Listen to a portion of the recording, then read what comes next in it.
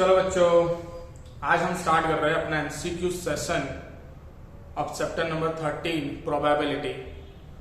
तो देखो, पहला एमसीक्यू हमारे पास यहाँ पे अवेलेबल है। P of A is equal to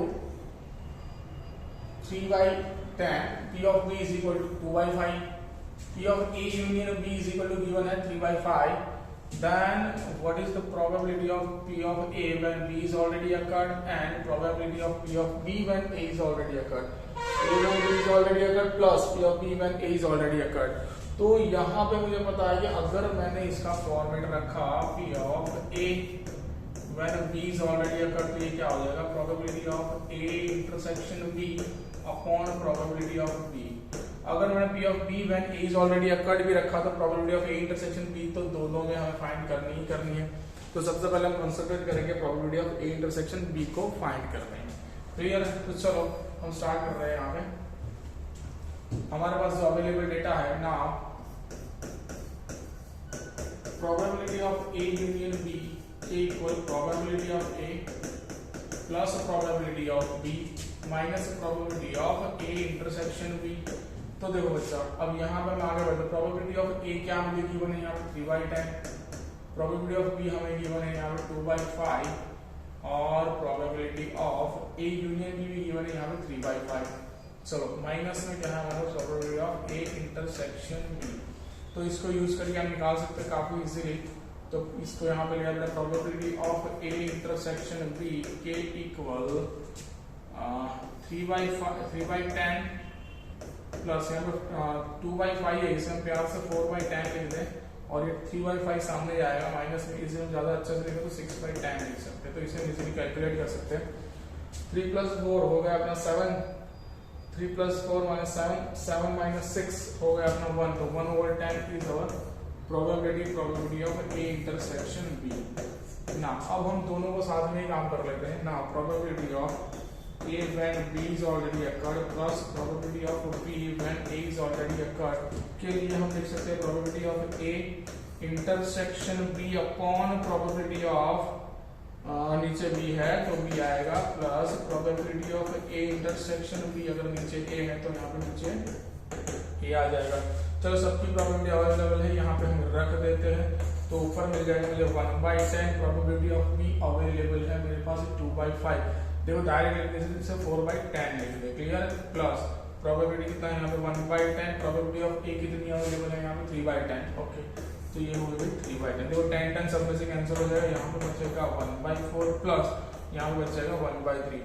इन दोनों को अगर हम मिलाए तो 12 और ऊपर यहाँ पे 3 + 4 ये बन जाएगा 7/12 and this is our answer. कहाँ है 7/12?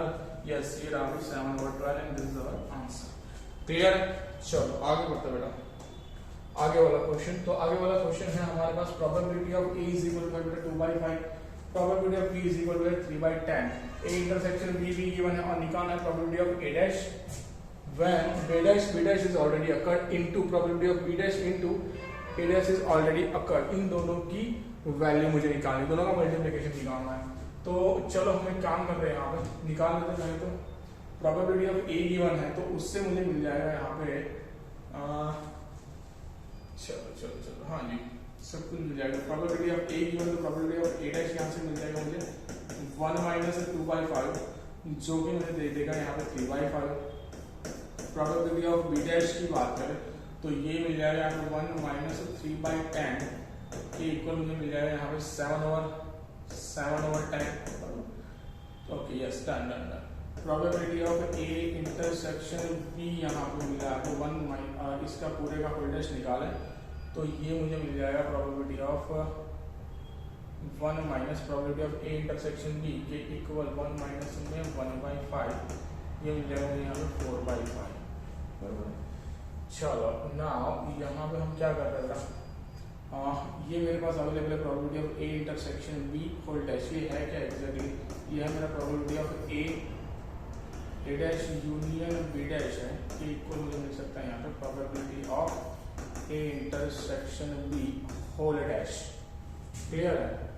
चलो ना तो हम इसकी हेल्प से भी निकाल सकते हैं प्रोबेबिलिटी ऑफ, हमें यहाँ पे निकालना होगा probability of A dash intersection B dash, तो A dash intersection B dash माने क्या हो जाएगा, probability of A union B का होल डैश। तो हमें यहाँ पे ए यूनियन बी निकालना पड़ेगा, बाद में उसका होल डैश निकालना पड़ेगा। क्लियर? चलो नाउ तो probability of A intersection B और ये सब अवेलेबल है, यहाँ पे निकालो तो probability of A union B के equal probability of A plus probability of B minus probability of A intersection B. सारी प्रोबेबिलिटी यहाँ पे रख दे तो 2/5 से अच्छे से लिखो 4/10 प्लस यहाँ पे 3/10 और इंटरसेक्शन वाली क्या है बेटा 1/5 से लिख देते हैं 2/10। तो ऊपर आया 4 + 3 7 - 2 तो 5/10, तो ये देगा मुझे यहाँ पे 1/2। तो इसके इंटरसेक्शन की probability of A union B whole dash की प्रोबेबिलिटी मिल जाएगी मुझे यहाँ पे 1 - 1/2। यही किसकी हुई, तो प्रोबेबिलिटी ऑफ हुई ए डैश इंटरसेक्शन बी डैश की प्रोबेबिलिटी जो मिल जाएगी मुझे यहाँ पे 1/2। चलो हमने यहाँ पे सारा बेस रेडी कर लिया है, अब हमें सीधे क्वेश्चन पे जाना है। ये रहा अपना क्वेश्चन। चलो now probability of A dash when b dash is already occurred into probability of b dash when a dash is already occurred। चलो इसके लिए अगर हम निकल जाएगा probability of a dash intersection b dash upon probability of b dash, multiplication है यहाँ पे, मल्टीप्लिकेशन है probability of a dash intersection b dash upon probability of a dash। चलो देखो बच्चों यहाँ पे आप देख सकते हो कि probability of A dash intersection B dash यहाँ पे निकाला हुआ है 1/2, तो ये आया अपना 1/2। प्रोबेबिलिटी ऑफ बी डैश हमने निकाला हुआ ये रहा 7/10, तो ये बना अपना 7/10। मल्टीप्लिकेशन में ऊपर तो as usual 1/2, probability of A dash कहाँ पे ये 3/5, तो ये रहा अपना 3/5। इसे अच्छे से देखें तो ऊपर 1/2 है, नीचे यहाँ पे करते 5 बन जाएगा। क्लियर? 5 ऊपर जाएगा तो 5/7 मल्टीप्लाई बाई 5/6। ओके चलो तो ऊपर बन जाएगा 25 upon 42, 25/42, 25/42। Yes, C is your right answer. Okay तो आपको ऐसे यहाँ पे इस क्वेश्चन के साथ डील करनी है। देखो हमने पहले क्या कर दिया बेटा, पहले पूरा बेस बना लिया, जितने भी चाहिए थे उन सबको निकालिए, बाद में सीधे वैल्यू पुट करके आंसर ले आए। क्लियर? चलो ना आगे बढ़ते हैं। यहाँ आगे वाला क्वेश्चन क्या कह रहा है बेटा, let A and B are the two events and A is not equal to 5, B is not equal to 5, then probability of A when B is equal to, नहीं ऐसा कुछ नहीं आएगा, ये भी कुछ ऐसा नहीं आएगा। Probability of A when B is already occurred is equal to probability of A intersection B. Yes, B is your right answer. Clear है? And this is your right answer. चलो आगे बढ़ते हैं। Probability b is equal to 3/5, probability of a when b is already occurred ये है 1/2, union भी given है मुझे यहाँ पे 4/5, तो निकालना है a union b whole dash और a dash union b is equal to निकालो। चलो अब यहाँ पे इसकी प्रोबेबिलिटी निकालनी है। फर्स्ट ऑफ ऑल हमें क्या निकालना पड़ेगा, यहाँ पे इंटरसेक्शन की आवश्यकता पड़ेगी। तो देखो पहले हमारे पास गिवन है probability of A when B is already occurred, ये कह रहा है probability of A intersection B upon probability of B. तो यहाँ पे ऊपर अवेलेबल है मेरे पास ए इंटरसेक्शन बी, यहाँ से मुझे मिल जाएगा। तो ए ये है बेटा 1/2, ये बी का यहाँ पे इंटू 3/5 के इक्वल मुझे यहाँ पे मिल जाए probability of A intersection B. ये मुझे probability of A intersection B के इक्वल 3/10, ये 3/10 आई मेरी probability. Now A union B भी मेरे पास अवेलेबल है, कितना है यहाँ पे 4/5 अवेलेबल है, तो इससे मुझे प्रोबेबिलिटी ऑफ ए मिल जाएगी। चलो probability of A union B के equal probability of A plus probability of B minus probability of A intersection B. सारी वैल्यू यहाँ पे रख दे तो प्रॉब्लम यहाँ पे है बच्चा 4/5 के इक्वल प्रोबेबिलिटी ऑफ ए निकालनी है, मुझे पता नहीं है, प्लस प्रोबेबिलिटी ऑफ बी है हमारे पास 3/5 माइनस ये है अपने 3/10। चलो तो ये मुझे मिल जाएगा प्रोबेबिलिटी ऑफ ए के इक्वल, ये सब सामने चले जाएंगे तो 4/5 है, इसे अच्छे से लिख देते हो जाएगा 8/10, सामने जाएगा तो प्लस हो जाएगा 3/10 और माइनस हो जाएगा 6/10। तो 11 में से 6 जाएंगे, बचेंगे 5, 5 बाई 10 इज इक्वल टू 1/2। तो 1/2 प्रोबेबिलिटी आ गई, ए की प्रोबेबिलिटी आ गई यहाँ पे 1/2। चलो यहाँ पे मुझे क्या गिवन है, probability of A dash union B, union B. इसे हम अच्छे से लिखे तो पहले पूरा कर ले, probability of A union B का whole dash plus probability of A dash union B. चलो इससे हम यहाँ पे लिख सकते हैं, हम इसकी वैल्यू निकालनी तो 1 minus probability of A union B कह सकते हैं। तो इसका काम खत्म हो जाएगा क्योंकि यूनियन की प्रोबेबिलिटी है मेरे पास, प्लस ये इंटरसेक्शन है, इसे हम लिख सकते हैं 1 minus probability of A union 1 minus probability of A intersection B dash.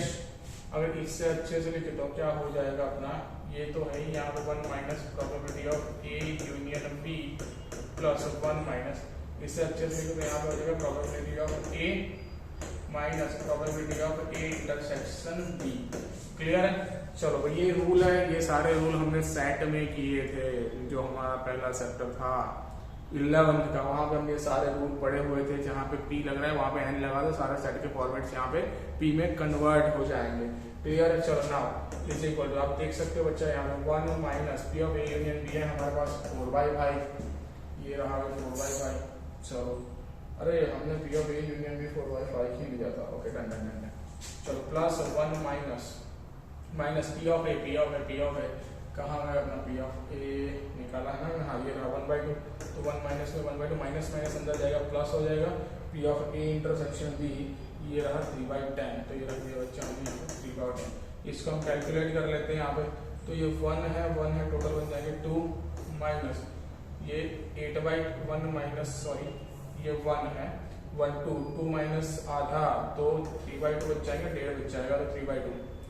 बाद में कितना यहाँ पे 4/5, तो ये 8/10 है प्लस में 3/10 है, तो ये बन जाएगा माइनस में यहाँ पे माइनस यहाँ पे लिख सकते हैं 8/10 प्लस में यहाँ पे बच रहा है 3/10। चलो कोई गलती ना हो जाए इसलिए, तो ये बन जाएगा हमारा ऊपर 5 से मल्टीप्लाई करें तो 15, नीचे 10 माइनस ये बन जाएगा माइनस में 5/10, टोटल बन जाएगा 10/10 is equal to 1 is your right answer. यहाँ पे 1 जैसा कुछ है, यस इज 1 में रहा था।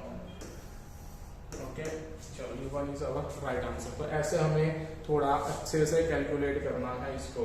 चलो ना आगे बढ़ते हैं, आगे हमें क्या दिया है, you are given that A and B are two events such that P of A is equal to 3/5, P of A when B is already occurred is equal to 1/2, P of A union B is equal to 4/5, then P of B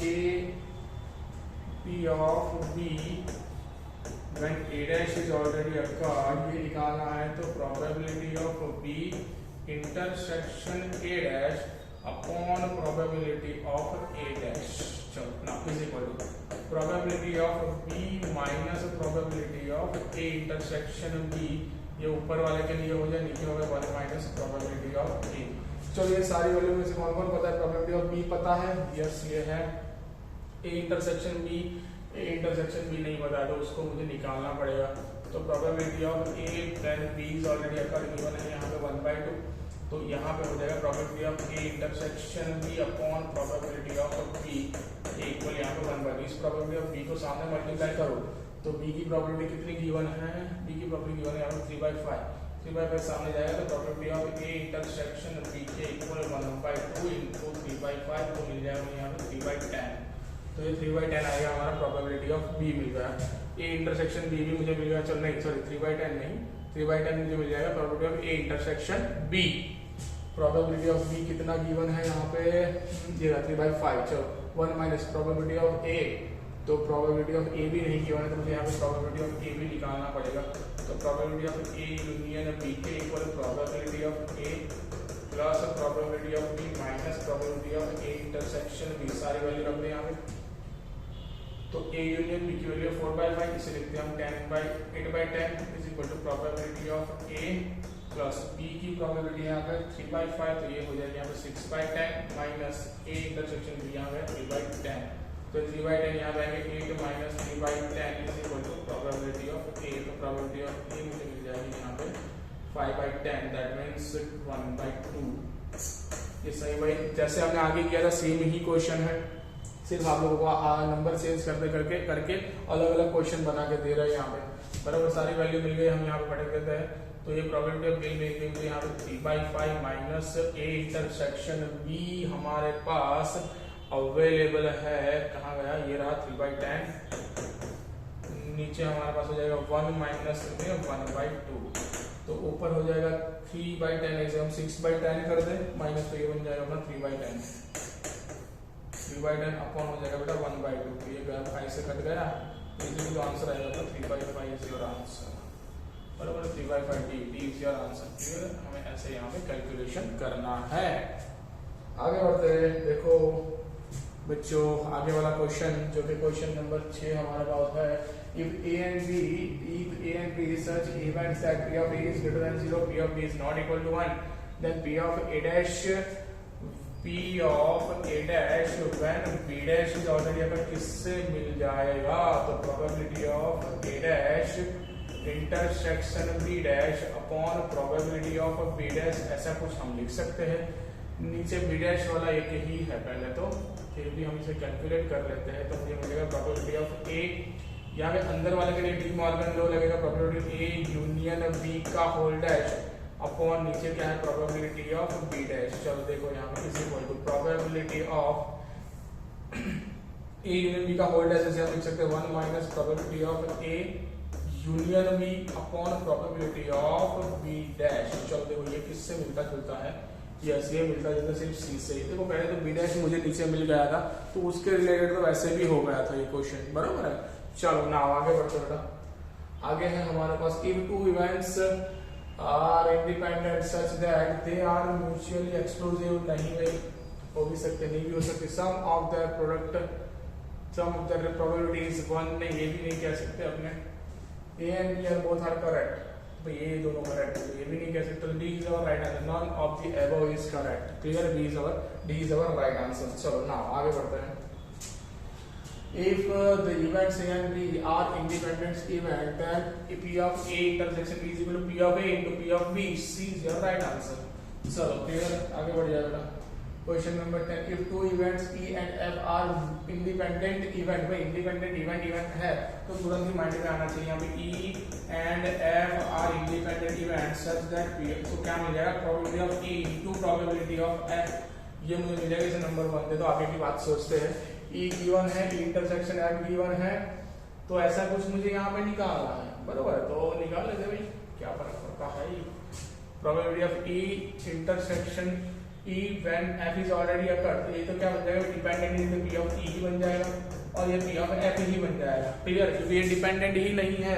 P of E when F is already occurred, but occurred होके करेगा क्या ये, वो अगर हो जाएगा occurred, already occurred, but होगा क्या F, तो F पे तो वो डिपेंड ही नहीं कर रहा है, सेम ऐसे F E पे डिपेंड नहीं कर रहा है, तो ये प्रोबेबिलिटी ऑफ E मिल जाएगा और नीचे दूसरा वाला प्रोबेबिलिटी ऑफ F मिल जाएगा। क्लियर है। चलो मेरे पास यहाँ पे E अवेलेबल है, F नहीं है, तो F निकालनी पड़ेगी।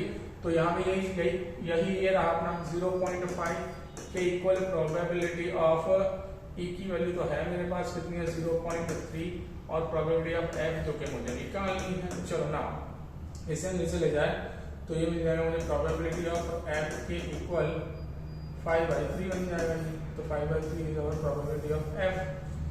चलो ना यहाँ पे देख ले तो P of E when F is already occurred minus probability of F when E is already occurred, भले ही ये दोनों occurred है बट ये मिल जाएगी probability of E minus probability of F। Reason क्या है बेटा, because they are independent event, independent event के लिए पता होना चाहिए P of E when F is already occurred is equal to P of E and P of F, that means ऊपर वाला जो होगा वैसे की प्रोबेबिलिटी लिख देनी है। क्लियर है। चलो E की प्रोबेबिलिटी कितनी निकाली, नहीं है ही ना, E की प्रोबेबिलिटी 3 है, तो 3 बाई इसे लिख देते हैं 10 माइनस यहाँ पे क्या बेटा 5/3, तो आ गया भाई कैल्शियम 30, इसको मल्टीप्लाई किया 9, इसको मल्टीप्लाई कर लिया हमने 10, तो माइनस 150 हो जाएगा। ये तो पॉसिबल ही नहीं है भाई, ये तो पॉसिबल ही नहीं है, हम कुछ गलत कर रहे हैं यहाँ पे। E when F is already occurred, but intersection निकालने की जरूरत थी wait wait wait wait wait wait, देखो यहाँ पे हमने अपनी भूल पकड़ ली। यहाँ पे union given, it is not A intersection, तो पहले हमें इससे निकालना पड़ेगा, इंटरसेक्शन निकालना पड़ेगा। तो ये हम निकालते हैं यहाँ पे probability of E union F equal probability of E plus probability of F minus probability of E intersection F. तो ये बन जाएगा probability of E plus probability of F minus probability of E into probability of F. चलो यहाँ पे union, इसकी probability कितनी है, 0.5 है। 0.5 के इक्वल इन दोनों में से मैं प्रोबेबिलिटी ऑफ एफ निकाल सकता हूँ। ई की प्रोबेबिलिटी है 0.3, जो मैंने यहाँ पे रख दी, प्लस यहाँ पे प्रोबेबिलिटी ऑफ एफ कॉमन निकल गया, यहाँ पे बचा 1 minus probability of E that is 0.3। तो ये 0.3 यहाँ पे आते बन जाएगा ये 0.2 प्लस इज इक्वल टू सामने बन जाएगा प्रोबेबिलिटी ऑफ एफ इंटू 0.7। 7 नीचे चला जाएगा तो प्रोबेबिलिटी ऑफ एफ मुझे मिल जाएगी यहाँ पे 2/7। 2/7 is our probability of F. और ई की तो है ही, तो यहाँ से मुझे मिल गई ई की प्रोबेबिलिटी है 0.3। 3 से 3/10 ले ले, माइनस ये मिल जाएगा मुझे यहाँ पे 2/7। अब इसे मल्टीप्लाई कर दे तो यहाँ बन जाएगा 21 माइनस ये बन जाएगा 20 अपॉन बन जाएगा यहाँ 70। तो 1/70 is our answer. 1/70 1/70 80 is our answer. Clear है बेटा? चलो चलो बच्चों आगे वाला क्वेश्चन, क्वेश्चन नंबर 10 कह रहा है अ bag contains 5 red and 3 blue balls. If 3 balls are drawn at a random without replacement, random without replacement, the probability of getting exactly one red ball is। यहाँ पे बेटा विदाउट रिप्लेसमेंट है, उसका meaning क्या होगा, अगर आपने एक उठा लिया तो उसे वापस अंदर नहीं रखना है। क्लियर है? चलो नाउ there are 8 balls, बराबर है, there are 8 balls, number of balls कितने बेटा 5 रेड बॉल है प्लस 3 ब्लू बॉल है, टोटल नंबर ऑफ यहाँ पे 8 बॉल है, बराबर है। अब इस 8 बॉल में से मुझे एक्जैक्टली 1 रेड होना चाहिए। बॉल मेरा क्या होना चाहिए, एक्जैक्टली 1 रेड होना चाहिए। तो मैं यहाँ पे इवेंट ले लेता हूँ, इवेंट ए ले ली बेटा, इवेंट ए ले ली। First ball drawn red, event यहाँ पे बी ले ली बेटा, second ball drawn red and event C ले ली, थर्ड बॉल ड्रॉन रेड, बरोबर है। तो यहाँ पे देखो क्या कह रहा हूं मैं, पहला बॉल मैंने उठाया रेड निकल गया, दूसरे दो नहीं निकलना चाहिए रेड। क्लियर है? पहला उठाया रेड नहीं निकला, दूसरा रेड निकला, तीसरा नहीं निकलना चाहिए, एक्जैक्टली एक ही बॉल मेरा रेड होना चाहिए। क्लियर है? तो यहाँ पे देखो बच्चा एबीसी मैंने 3 इवेंट ले लिया, तो यहाँ पे मैं लिखता हूँ कि probability of A intersection B intersection C. इसकी बात करते हैं, पहला ए माने रेड होना चाहिए, बी डैश रेड नहीं होना चाहिए, सी डैश रेड नहीं होना चाहिए, plus probability of A dash intersection B intersection C dash plus probability of A dash intersection of B dash intersection C. पता चल रहा नहीं चल रहा, पहला रेड नहीं होना चाहिए। अगर देखो बेटा पहला बॉल मेरा रेड हुआ तो उसकी क्या प्रोबेबिलिटी होगी, देयर आर पी ऑफ ए की बात करें तो 5 बॉल बेटा ऐसे है कि जो कैसे बेटा रेड है नीचे 8, तो 5/8 और अंदर से एक इवेंट तो उठ ही चुकी है। तो प्रोबेबिलिटी अब क्या है, बी की प्रोबेबिलिटी की बात करें, बी की प्रोबेबिलिटी की बात करें तो देख सकते हो आप यहाँ पे कितना हो जाएगा, बी की प्रोबेबिलिटी कितनी हो जाएगी, तो बी भी हमारे रेड बॉल उठने की प्रोबेबिलिटी है, तो रेड बॉल ही अगर मैंने उठा दिया कितना हो जाएगा 4/7, तो रेड बॉल ना उठने की प्रोबेबिलिटी कितनी मिल जाएगी हमें 3/7। 1 माइनस करेंगे, 1 माइनस 4/7 करेंगे हमने, 1 माइनस में 4/7 तो ये बन जाएगा 3/7। ओके, अगर आगे बात करें सेम ऐसा यहाँ पे भी हो जाएगा। प्रोबेबिलिटी ऑफ ए डैश की बात करें तो 1 माइनस 5/8 ये मुझे दे देगा यहाँ पे 3/8। चलो ना प्रोबेबिलिटी अगर बात करें तो प्रोबेबिलिटी ऑफ सी की प्रोबेबिलिटी कितनी है यहाँ पे, तो third that means 3/7। Red ball उठने की प्रोबेबिलिटी, तो रेड बॉल अगर ना उठ गया तो सी डैश तो सी की प्रोबेबिलिटी, अगर रेड बॉल ना उठा तो C dash that mean 1 minus probability of C is equal to मिल जाएगा 1 माइनस में 3/7 गिवन मिल जाएगा 4/7। क्लियर है? तो देखो पहली बार क्या हुआ, रेड बॉल मिला इनटू रेड बॉल नहीं मिला, और दूसरी बार भी रेड बॉल नहीं मिला तो सी डैश। क्लियर है? ये अपनी हो गई सी डैश प्लस यहाँ पे से probability of A dash into probability of B into probability of C dash plus probability of A dash into A dash into probability of B dash into probability of C.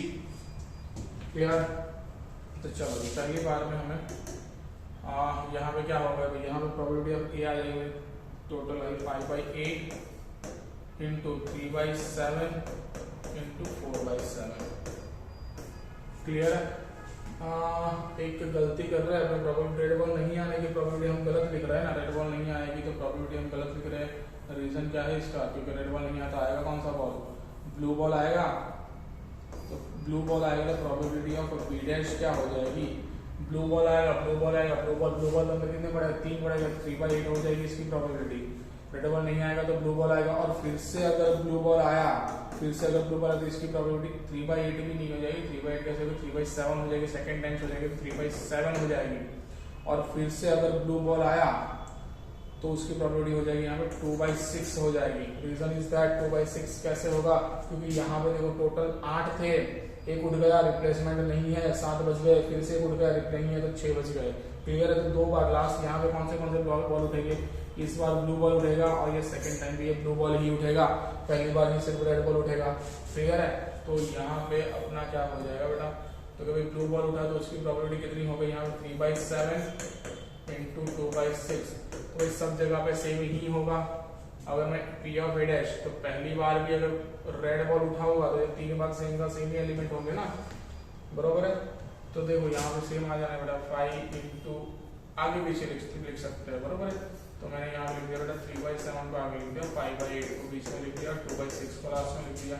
Same as यहाँ पे लिख सकते हैं बेटा 5/8 2/6 into 2/6 into 3/7। चलो अब इनका calculation कर ले, तो 3 2 6 तो 5/56 अगेन 3 2 6 काट देंगे तो अगेन 5/56 और लास्ट में वही आएगा 5/56। टोटल मिल जाएगा 15/56 ऐसा कुछ दिख रहा है, yes 15/56 is our right answer. तो आंसर आ गया अपना सी। क्लियर है? ऐसे आप कैलकुलेशन करोगे।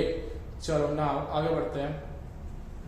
आगे वाला क्वेश्चन क्या कहना चाह रहे हैं, a bag contains 3 red ball and 3, अरे यार ये तो वही क्वेश्चन है। the probability that exactly two of the 3 balls were red, the first ball being red, भाई पहला बॉल रेड बन जाए तो मुझे, अगर मैंने इवेंट E1 ले ली, देखो यहाँ पे लिखता हूँ भाई, इवेंट अगर मैंने इवेंट ले ली, फर्स्ट बॉल रेड है मेरा, फर्स्ट बॉल कौन सा है, रेड, और मुझे इवेंट E2 ले ली, probability exactly 2 of 3 are red ball, बराबर है, exactly 2 of 3 are red ball. यहीं से आपको पता चल जाना चाहिए कि ये कौन सा वाला बन रहा है। प्रोबेबिलिटी निकालनी है मुझे E2 when E1 is already occurred, तो ये बनेगा मुझे मेरा क्या, प्रोबेबिलिटी ऑफ E1 इंटरसेक्शन में E2 upon probability of E1, बराबर। ये मेरा बन जाएगा, हम ये निकालना है। तो पहले देखो भाई E1 की बात कर, तो भाई फर्स्ट बॉल अगर रेड हो जाए, फर्स्ट बॉल क्या हो जाएगा, रेड हो जाए तो ऐसे कितने एलिमेंट मुझे मिल जाएंगे, फर्स्ट बॉल मेरे क्या हो जाए, रेड मिल जाए, तो मैं यहाँ पे कह सकता हूँ पहला बॉल मुझे यहाँ पे रेड मिल रहा है, दूसरे 2 बॉल मुझे क्या मिल रहा है, पहला बॉल रेड मिल जाए तो दूसरे 2 तो कुछ भी हो सकता है, रेड ब्लू भी हो सकता है, रेड ब्लू रेड भी हो सकता है, और रेड ब्लू ब्लू भी हो सकता है। पहला रेड रखना है, बाकी बी से कुछ भी हो सकता है। क्लियर है? तो ये मुझे मिल गया E1 यहाँ पे E1 तक, हाँ E1 की बात हुई। अब यहाँ पे E2 की बात करूँ तो E2 क्या कह रहा है? एग्जैक्टली 2 बॉल्स, अगर एग्जैक्टली 2 बॉल ही मेरे कैसे होने चाहिए बच्चा? रेड वाले होने चाहिए। तो 2 बॉल अगर रेड हो जाए तो red red blue red blue red red red नहीं ब्लू रेड रेड, बरोबर, ब्लू रेड रेड, 3 ही एलिमेंट आएंगे यहाँ पर। ओके, एग्जैक्टली 2 की बात करेंगे तो देखो पहले हम निकाल लेते हैं। अगर रेड आने की प्रोबेबिलिटी अगर रेड आने की प्रोबेबिलिटी यहाँ पे क्या हो जाएगी हमें 5/8। ओके, और देखो but they are independent events. तो अगेन फिर से एक बार अगर रेड आ रहा है, दूसरी बार रेड आ रहा है, R1 निकल गया। ओके, फिर से रेड आया तो उसकी प्रोबेबिलिटी क्या हो जाएगी यहाँ पे? तो कि 4/7। 2 बार रेड आया और तीसरी बार अगर क्या आ गया मेरा और रेड नहीं आया तो ब्लू आ जाएगा, बरोबर है? तो ब्लू आने की प्रोबेबिलिटी क्या मिल जाएगी मुझे यहाँ पे? ब्लू आने की मिल जाएगी 3/6 तीसरी बार। तो R3 की बात कर रहा हूँ, रेड नहीं आया तो क्या मिल जाएगा मुझे यहाँ पे? 3/6, दैट मीन्स 1/2 हो जाएगी। ओके, चलो ना यहाँ पे हम देखें तो E1 की प्रोबेबिलिटी पहले निकाली, तो प्रोबेबिलिटी ऑफ E1 की जरूरत तो पड़ेगी क्योंकि डिनोमिनेटर में भी E1 जाना है। तो E1 की प्रोबेबिलिटी, तीनों अगर रेड निकल गए तो प्रोबेबिलिटी क्या होगी? Probability of red red red plus probability of red red blue plus probability of red blue red plus probability of red blue blue. तो देखो इसकी अगर हम प्रोबेबिलिटी निकाले बन जाएगा रेड रेड रेड, पहला रेड आया तो इसकी प्रोबेबिलिटी हो जाएगी 5/8, दूसरा रेड आया तो 4/7 और तीसरा भी रेड आया तो यहाँ पे हो जाएगा 3/6 प्लस प्रोबेबिलिटी ऑफ क्या है? Red red blue. अगर पहला रेड आया तो फिर 5/8, दूसरा आया तो 4/7 और तीसरा ब्लू आया तो ब्लू भी 3 ही है ना, तो 3/6 प्लस रेड आया तो 5/8, फिर ब्लू आ, ये तो सेम हो जाएगा, बरोबर है? फिर ब्लू आएगा तो 3/6 और फिर से रेड आएगा तो यहाँ पे 4/7 प्लस रेड आएगा तो 5/8, ब्लू आएगा तो 3/7 एंड 2/6। ओके, चलो इन सब का कैलकुलेशन नीचे कर लेते हैं। तो 8 इंटू 8 7 56 इंटू यहाँ पे 6, तो यहाँ पे मिल जाएगा मुझे 2 1 31, बराबर है? चलो 312 तो नीचे सब में हो जाएगा मेरा, यहाँ पे 312 ऊपर हो जाएगा मेरा 20 23 60 प्लस अगेन 23 60 अगेन 15 4 अगेन 60, बराबर ये बराबर, और यहाँ पे हो जाएगा 30। ओके, चलो देखो इसी को कितना मिल रहा है यहाँ पे 180 तो 210, तो ये मिल गया मुझे यहाँ पे 210/312 210/312। अब देखो भाई दोनों का इंटरसेक्टिंग पॉइंट निकालो, probability of E1 intersecting E2 क्या मिल जाएगा? कितने पॉइंट मिल रहे हैं? RRB और BRR, हाँ भाई BRR नहीं आएगा ना, BRR कहाँ से आएगा? BRR नहीं आएगा, सही।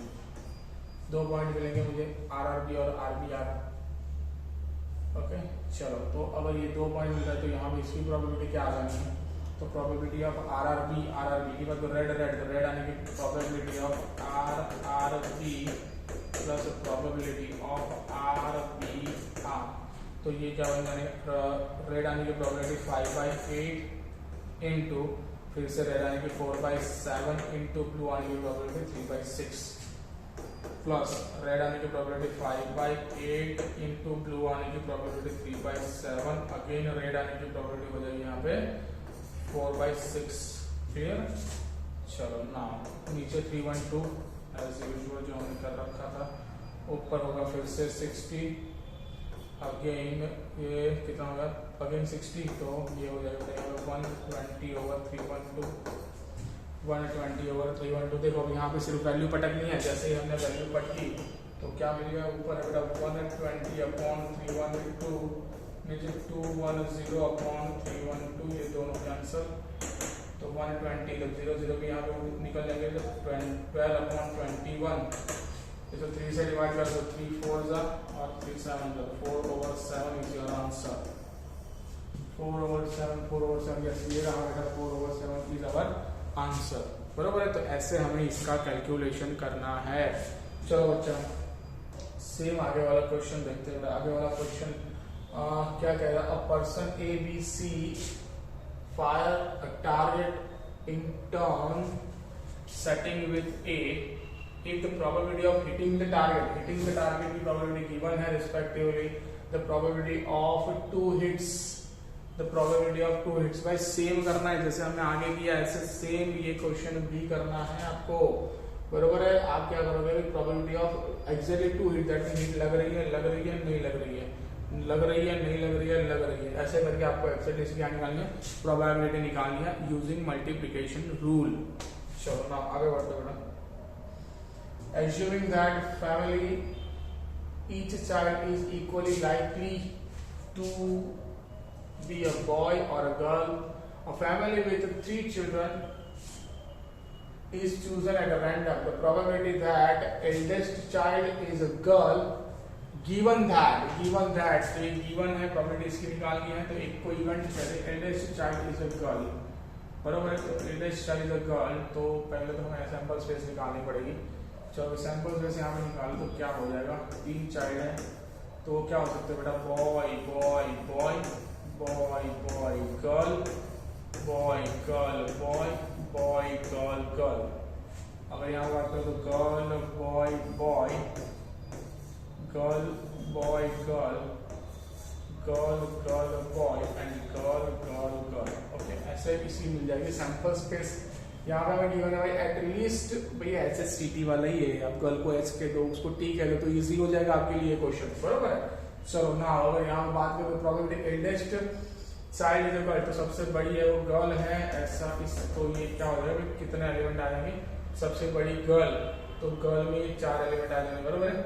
तो उसकी प्रोबेबिलिटी क्या होगी, डायरेक्ट निकाले probability of E1,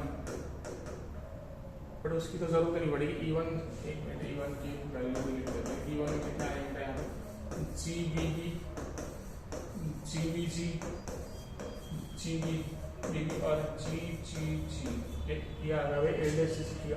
given that, given क्या है भाई, फैमिली हैज एटलीस्ट 1 गर्ल, भाई E2 इवेंट है तो बेटा E2 इवेंट है, फैमिली हैज एटलीस्ट 1 गर्ल, भाई मिनिमम एक गर्ल तो होनी चाहिए, उससे ज्यादा होगी तो चलेगी। तो उसमें कितने एलिमेंट आ सकते हैं बेटा, मिनिमम एक गर्ल में टोटल देखो बी को छोड़ के सारे एलिमेंट्स आ सकते हैं, क्लियर है। तो प्रोबेबिलिटी ऑफ E2 मेरी क्या होगी, यहाँ पे प्रोबेबिलिटी ऑफ E2 यहाँ पे हो गया बेटा 7/8, और इसकी बात करो तो E1 इंटरसेक्शन में E2 करो, E1 इंटरसेक्शन E2 करो, तो भाई एटलीस्ट 1 गर्ल में तो ये सारे गर्ल वाले आ जाने हैं, बरोबर है। तो इसकी प्रोबेबिलिटी क्या निकल जानी मेरी यहाँ पे, तो 4/8, तो ये मिलेगा मुझे यहाँ पे 1/2, इसे रहने देते 4/8 के फॉर्मेट में, क्लियर है ना। प्रोबेबिलिटी मुझे निकालनी है, प्रोबेबिलिटी गिवन क्या है, हाँ कुछ गिवन है वो नीचे आएगा, probability of E1 when E2 is already occurred, तो probability of E1 intersection E2 upon probability of E2, चलो सबकी वैल्यू रख दे तो मिल जाएगा बेटा 4/8 upon 7/8, 8 is equal to 4/7, this is your answer है 4/7। ओके, तो ऐसे करके आपको सारे क्वेश्चंस बेटा सॉल्व करने हैं, हो सके उतनी स्पीड में। चलो आगे बढ़ जाते हैं। A die is thrown and card is selected at a random from a deck of 52 playing cards, probability that getting an even number on a die and a card is spade. भाई देखो पहले क्या कर रहे हैं, die is thrown and probability of getting an even number में die अगर आप थ्रो कर रहे हो, इवन नंबर आने हैं तो पहले तो डाई थ्रो कर रहे हो तो कितने नंबर आएंगे, 1 2 3 4 5 6, उसमें इवन नंबर कितने होंगे, तो 3 इवन नंबर हो गए। तो पहले तो इस इवेंट को मैंने इवेंट कह दिया कि इवेंट नंबर, इवेंट दैट, इसे कह दिया बेटा इवेंट दैट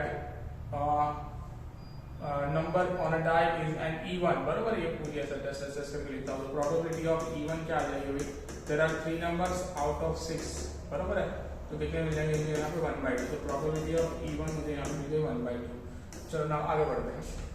52 स्पैड कार्ड, स्पैड कार्ड कितने होते हैं यहाँ पे 13 कार्ड होते हैं यहाँ पे, तो 52 में से अगर मैंने एक कार्ड उठाया और वो स्पैड का हो तो उसकी प्रोबेबिलिटी क्या होगी, इस इवेंट को मैं E2 कह दूं तो मेरा 13 कार्ड्स ऑफ अ स्पैड और टोटल नंबर ऑफ कार्ड कितने हुए 52, तो ये हो जाएगा भी मेरा यहाँ पे 1/4।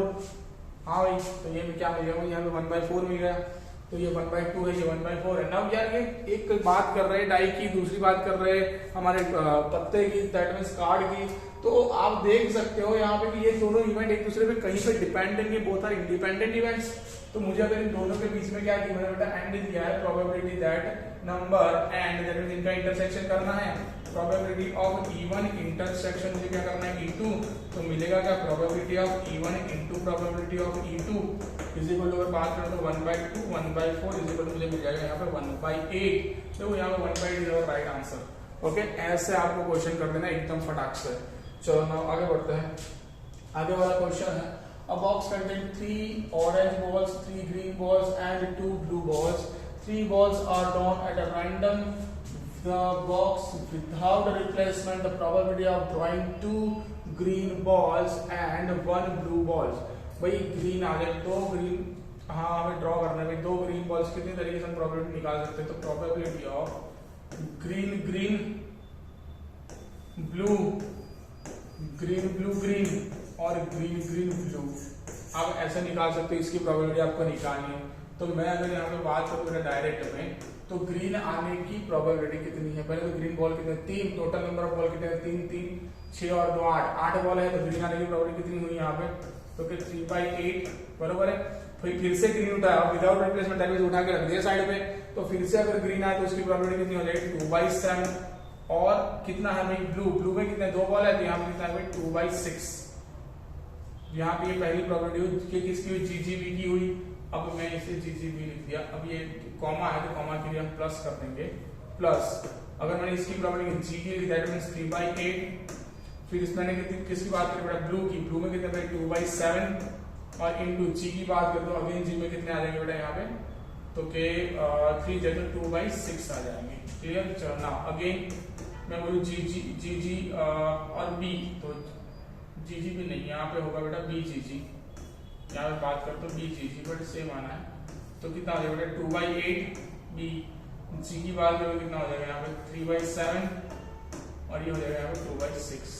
चलो सबकी बात करें हम यहाँ पे 1 by 1 इसका क्या निकाल के कैलकुलेशन कर लें, तो देख लो भाई क्या बन जाना है।